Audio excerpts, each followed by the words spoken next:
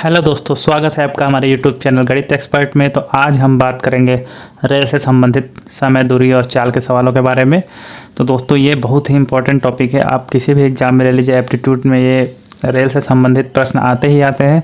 तो इसको आपको ध्यान लगा के पढ़िए, देखिए, समझिए। सबसे पहले देख लेते हैं कि दूरी में आपको रेल से संबंधित जो सवाल दिए रहेंगे उसमें कुछ चीज़ें देखनी होगी। सबसे पहले तो जो यूनिट होता है, इकाई, वो उसको बराबर करना होता है। जैसे किसी रेलगाड़ी की जो चाल होती है, चाल बराबर दूरी बटा समय, ये तो आपको पता ही है। ये फॉर्मूला लगेगा इसमें पूरे चैप्टर में। इसमें एक चीज़ है कि जो चाल का जो यूनिट है वो है किलोमीटर प्रति घंटा या फिर मीटर प्रति सेकेंड। इन दोनों यूनिट्स में हम दिखाते हैं। तो आपको एक चीज़ याद रखना होगा कि 1 किलोमीटर प्रति घंटा होगा अगर दिया हुआ है, तो उसको मीटर प्रति सेकेंड में बदलना है आपको। तो इसमें 5/18 से गुणा करेंगे तो ये हो जाएगा मीटर प्रति सेकेंड में, ठीक है। और अगर 1 मीटर प्रति सेकेंड दिया हुआ है तो इसमें 18/5 से गुणा करेंगे तो ये किलोमीटर प्रति घंटा में आ जाएगा, ठीक है दोस्तों। ये आपको याद रखना है। कई बार दिया होता है कुछ दूरी अगर किलोमीटर में दी है और चाल जो है गाड़ी की वो मीटर प्रति सेकंड में दी हुई है, तो सबसे पहले आपको दोनों को या तो किलोमीटर में करना होगा या तो दोनों को मीटर में करना होगा। अब आप सोचेंगे कैसे आया, तो आपको मैं बता देता हूँ। देखिए, जैसे 1 किलोमीटर प्रति घंटा है तो इसको एक लिख सकते हैं। तो यह 1 किलोमीटर बराबर हो जाएगा 1000 मीटर, और 1 घंटा बराबर हो जाएगा 60 मिनट गुणे 60 सेकेंड, तो 3600 सेकेंड होते हैं। तो 1000 बटा 3600। अब इसको आप काटेंगे अगर तो ये आ जाएगा 5/18, ठीक है दोस्तों। तो आपको ये ध्यान रखना है कि अगर बड़ी यूनिट से छोटी यूनिट में बदल रहे हैं, देखिए किलोमीटर बड़ी चीज़ है और मीटर छोटी है, घंटा बड़ा है और सेकंड छोटा है। तो जब बड़ी यूनिट से छोटी यूनिट में बदल रहे हैं तो छोटे भिन्न से गुणा करना है, और जब छोटी यूनिट से बड़े यूनिट में जा रहे हैं तो बड़ी भिन्न से गुणा करना है। आइए देख लेते हैं कन्वर्ट करने का, यूनिट बदलने का सवाल। देखिए, 600 मीटर प्रति मिनट की चाल को किलोमीटर प्रति घंटा में बदलिए। 600 मीटर है तो इसको किलोमीटर में बदलेंगे तो क्या हो जाएगा, 600 बटा 1000 मीटर किलोमीटर, तो हो जाएगा 0.6 किलोमीटर। और ये प्रति मिनट में है, प्रति मिनट। तो आपको मिनट को घंटे में बदलना है। तो 1 मिनट बराबर कितना घंटा होता है, 1/60 घंटा। 0.6 बटा 1/60, क्योंकि 1 घंटे में 60 मिनट होते हैं। तो 1 मिनट बराबर 1/60 घंटा होगा। तो ये हो जाएगा 0.6 गुणे 60/1। तो ये हो जाएगा दोस्तों 36 किलोमीटर प्रति घंटा। तो आपको बदलना है, बस आपको ये ध्यान रखना है कि एक किलोमीटर में 1000 मीटर होता है, और फिर आपको ये ध्यान रखना है कि 1 घंटे में 60 मिनट होते हैं और 1 मिनट में 60 सेकंड होते हैं। अब दोस्तों, ट्रेन से संबंधित किस तरह के प्रश्न आते हैं, तो आप देखें कि सबसे ज़्यादा प्रश्न जो होते हैं इस तरह से आते हैं। कोई ट्रेन जो है वो तार, खंभा, पत्थर या किसी व्यक्ति को पार कर रही है, और दूसरे तरह क्वेश्चन आते हैं जो कि एक ट्रेन है वो पुल या प्लेटफॉर्म को पार कर रही है। तो दोनों में अंतर क्या है दोस्तों, देखिए, जैसे ये तार है या खंभा है या पत्थर है कोई किलोमीटर का, या व्यक्ति है कोई, तो उसकी लंबाई जो होती है, उसकी या जो दूरी तय करनी होती है वो निग्लेजिबल होती है, मतलब उसको आप 0 मान सकते हैं। जैसे एक तार का खंभा है, एक खंभा है, तो उसकी लंबाई इसकी मतलब ये जो चौड़ाई है जो पार करनी होगी ट्रेन को, ये तो बहुत कम होती है, तो इसको हम 0 मान सकते हैं। तो अगर ये ट्रेन जा रही है और इसको पार करना है तो इसको कितना दूरी तय करना पड़ेगा। तो देखिए, जब ये ट्रेन यहाँ है खंभे के पास, तो यहाँ से पार कर जाएगी, मतलब ये वाला हिस्सा जो है यहाँ चलाया तो ये पार हो गई। तो इसको कितना दूरी तय करना पड़ा, यहाँ से लेके यहाँ तक। तो दोस्तों, ये दूरी क्या हो गई, ये दूरी जो हो गई ये हो गई ट्रेन की लंबाई के बराबर ही हो गई, ठीक है दोस्तों। तो अगर पोल, खंभा, तार, पत्थर, व्यक्ति, ये सबको पार कर रही है ट्रेन, तो वो उसको पार करने के लिए जो दूरी तय करना पड़ेगा वो ट्रेन की लंबाई के बराबर ही होगा।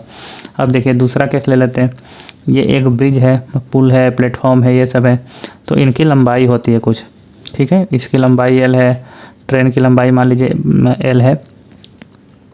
तो इस ट्रेन को देखिए यहाँ है तो ये वाला हिस्सा जब इसके आगे यहाँ पहुँच गया तो ये ट्रेन पुल को पार कर गई। तो इसके लिए कितना इसको चलना पड़ा, देखिए ये लंबाई प्लस ट्रेन की लंबाई, तो इसमें जो उसकी लंबाई है पुल या प्लेटफॉर्म की वो भी उसको पार करनी पड़ेगी। तो अब आपको यही ध्यान रखना है पूरे चैप्टर में कि जब पोल, तार, खंभा, व्यक्ति ये सबको पार कर रही है ट्रेन, तो उसमें केवल ट्रेन की लंबाई जोड़ी जाएगी और कुछ नहीं। और जब वो पुल या प्लेटफॉर्म ये सबको पार कर रही है जिसकी लंबाई ज़्यादा होती है, तो उस केस में उस प्लेटफॉर्म या पुल की लंबाई और ट्रेन की लंबाई दोनों तय करना पड़ेगा ट्रेन को, तब जाके वो उस चीज़ को पार कर पाएगी।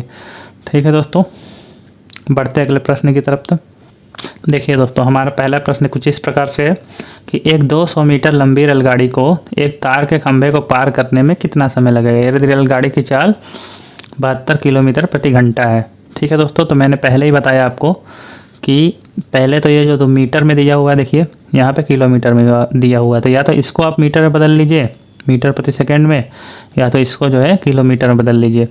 और ये किस चीज़ को पार कर रही है, तार के खंभे को। मैंने बताया ना, तार के खंभे को जब पार करेगी तो उसको केवल अपनी लंबाई के बराबर ही दूरी तय करनी पड़ेगी।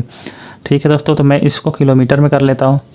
200 मीटर है तो इसको हम कर लेंगे 200 बटा 1000, क्योंकि 1 किलोमीटर में 1000 मीटर होता है, तो ये हो जाएगा दोस्तों 0.2 किलोमीटर।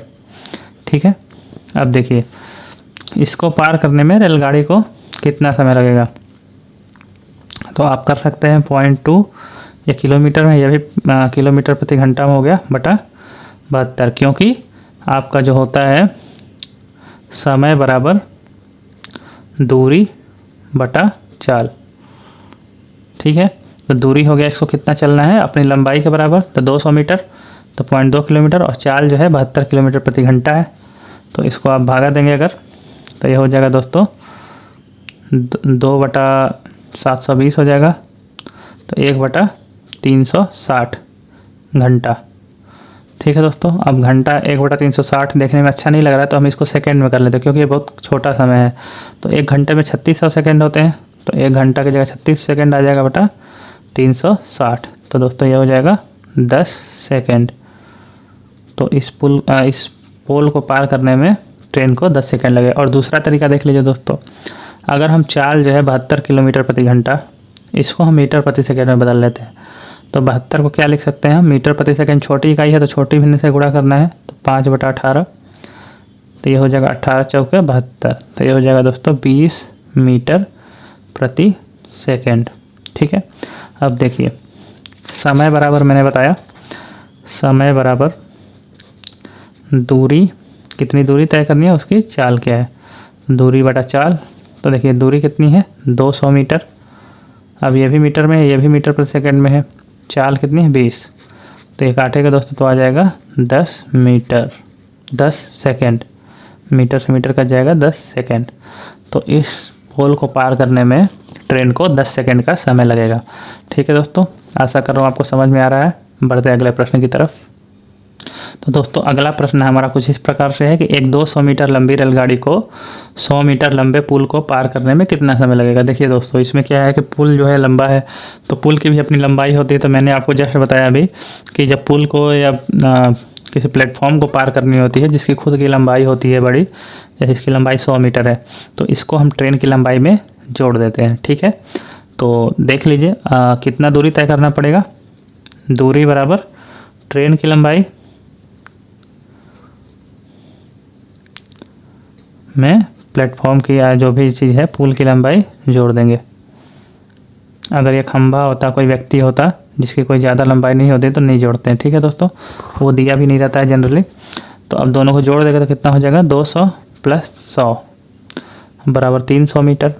ये 300 मीटर दूरी तय करना पड़ेगा ट्रेन को, उसको पार करना है। तो अब देखिए ये मीटर में दिया हुआ है, ये स्पीड जो है किलोमीटर प्रति घंटा में दिया हुआ है, तो इसको पहले मीटर प्रति सेकंड में बदल लेंगे। तो 36 किलोमीटर प्रति घंटा जो है ये बराबर हो जाएगा 36 गुणे 5 बटा 18, तो ये 18 दूना 36, ये हो गया 10 मीटर प्रति सेकेंड। ठीक है दोस्तों, तो ये चाल हो गई। अब समय क्या होगा, समय बराबर दूरी बटा चाल। तो दोस्तों ये हो जाएगा, दूरी 300 मीटर तय करनी है और चाल है 10 मीटर प्रति सेकेंड। तो दोस्तों ये कट जाएगा, 1 0 हो जाएगा 30 सेकेंड। तो 30 सेकेंड लग जाएगा दोस्तों इस पुल को पार करने में ट्रेन को। ठीक है, बढ़ते हैं अगले प्रश्न की तरफ।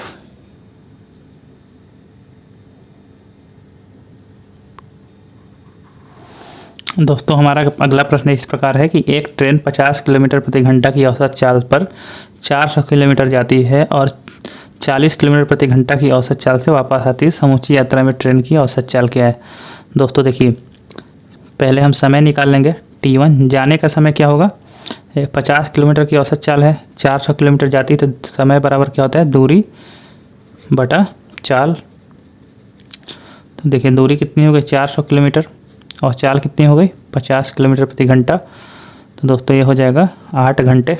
जाने में 8 घंटे लगेंगे उसे, और T2 जो है आने का समय हो गया अगर, तो 40 किलोमीटर प्रति घंटा के हिसाब से 400 किलोमीटर आ रहे हैं, तो 40 का भाग दे देंगे इसमें, दूरी बटा चाल, तो आ जाएगा 10 घंटा। अब दोस्तों देखिए औसत चाल क्या हो जाएगा? औसत चाल